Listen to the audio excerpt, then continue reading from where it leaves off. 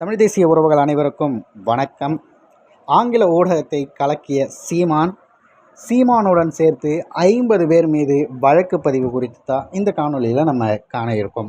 முதலில் சீமான் அவர்கள் செய்த நிகழ்வு என்ன, எதற்காக இந்த செய்தி பூதாகரமாக வெடித்தது அப்படின்னா, மேய்ச்சல் நிலத்தை வனத்துறையினர் எடுத்துக்கொண்டதன் பிறகு அதற்கு எதிராக குரல் கொடுப்பதற்கு யாருமே இல்லை. அப்படி இருக்கும்போது இந்த விஷயத்தையும் நம்ம பேசணும் இல்லையான்னு சொல்லிட்டு நாம் தமிழர் கட்சி மட்டும்தான் இதற்காக ஒரு மாபெரும் போராட்டத்தை அறிவித்து அண்ணன் தலைமையில் அது நடந்து முடிந்தது. தேனி மாவட்டம் போடி அருகே உள்ள மேற்கு தொடர்ச்சி மலை அடிவாரத்தில் இந்த விஷயம் நடந்திருக்குங்க. மேய்ச்சல் நிலை உரிமை அப்படின்னு சொல்லிட்டு அண்ணன் சீமான் அவர்கள் வனப்பகுதிகளுக்குள்ளே கால்நடைகளை கொண்டு போய் மேய்க்க முயன்றார்.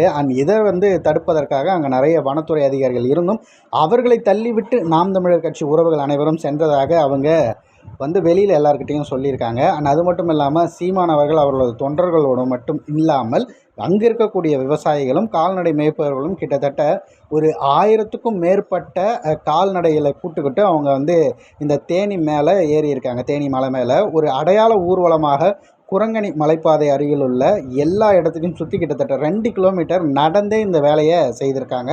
ஸோ சீமான் அவர்கள் சொன்னது போலவே அவரது போராட்டம் வெற்றி அடைந்திருக்கு. இது மட்டும் இல்லாமல் இதில் நிறைய வாக்குவாதங்கள்லாம் நடந்தது சீமான் அவர்களுக்கும் வனத்துறை அதிகாரிகளுக்கும். அப்போ அவர்கள் கீழே வந்த பிறகு என்னென்ன விஷயங்கள் செய்வாங்க அப்படின்னு பார்க்கும்போது, திடீரென காட்டு பகுதிக்குள்ளே அவங்க பார்த்திங்கன்னா அத்துமீறி உள்ளே வந்திருக்காங்க. அதை தடுக்க முயலும்போது அதையும் கேட்காமல் வந்திருக்காங்க. ஸோ மேய்ச்சல் நிலத்துக்கான இடம் குறைவாக இருக்கிற காரணத்தால் கால்நடை எண்ணிக்கையும் குறைவாக இருக்கும் சொல்லிட்டு சீமான் அவர்கள் செய்தியாளர்களிடம் பேச ஆரம்பித்தார். குறிப்பிட்ட எண்ணிக்கையில் கால்நடைகள் வனப்பகுதிக்குள் போயிட்டு வரலாம் அப்படிங்கிறதும், குறிப்பிட்ட நேரத்துக்குள்ளே திரும்பி வரணுங்கிற ஒரு அனுமதி நுழைவு டோக்கனாவது அவங்க வழங்கணும், அதை பிறப்பிக்க வேண்டும் அப்படிங்கிற ஒரு ஆணை பிறப்பிக்கணும்னு சொல்கிறாங்க. இது எங்களுடைய வாழ்வியல் முறை, இது ஒரு சாத்தியமான தீர்வாக இல்லைனாலும் மேய்ச்சல் அணுகலை நீங்கள் தொடர்ந்து தடுத்தால் நாங்கள் இன்னும் வீரியமாக பல போராட்டங்களை முன்னெடுப்போம் அப்படின்ட்டு அண்ணன் சீமான் அவர்கள் சொல்லி சட்டப்பூர்வமாக எங்களுக்கு இந்த உரிமை வழங்கணும். இதனால் பாரம்பரிய வாழ்வாதாரங்களை பாதுகாக்க தவறிய கால்நடை பராமரிப்பு துறைன்னு ஒருத்தவர் இருக்கார் பார்த்தீங்களா, அவரையும் போட்டு அண்ணன் சீமான் அவர்கள் விமர்சித்திருக்காரு. இது மட்டும் இல்லாமல் நிகழ்வோட முடிவில் ஆகஸ்ட் 17 மரங்களுக்காக பேசுவோம், மரங்களோடு பேசுவோம்னு சொல்லிட்டு நாங்கள் இன்னும் ஒரு மர மாநாடுன்னு சொல்லி நடத்த இருக்கிறோம்னு சொல்லிட்டு சீமான் அவர்கள் சொன்னாங்க.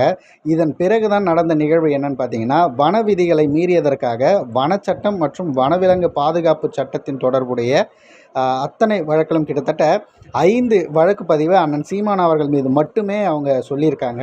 வனப்பகுதிக்குள்ளே அங்கீகரிக்கப்படாத ஒரு இடத்துல வனவிலங்கு வாழ்விடங்களுக்கு இடையூறாக விளைவித்தல் அப்படின்னு சொல்லி பல விஷயங்களில் சீமான் அவர்கள் மீதும், அவர் மட்டும் இல்லாமல் அங்கே பங்கேற்றதில் முக்கியமாக இருந்த ஒரு 50 பேரை அடையாளம் கண்டு அதிகாரிகள் தொடர்ந்து அவர்கள் மீது வழக்கு பதிவை செய்துக்கிட்டு இருக்கிறதாக தகவல்கள் வெளிவந்துள்ளது. இந்த செய்தி தான் தற்போது பார்த்திங்கன்னா டைம்ஸ் ஆஃப்ஸில் பதிவு பண்ணியிருக்காங்க. அது மட்டும் இல்லாமல் தமிழகத்தினுடைய அனைத்து செய்தி நிறுவனங்களும் இதை பதிவு பண்ணியிருக்கிறத நம்மளால் பார்க்க முடிகிறது. ஒரு போராட்டம் எப்படி அனைத்து இடங்களிலும் தெரிய வேண்டும் அப்படிங்கிறதுக்கு கூட நாம் தமிழர் கட்சியுடைய போராட்டம் ஒரு முதன்மையான எடுத்துக்காட்டாக இருக்கிறதாகத்தான் நான் பார்க்கிறேன். உங்களது கருத்துக்கள் என்ன அப்படிங்கிறத பின்னோட்டத்தில் பதிவிடுங்க.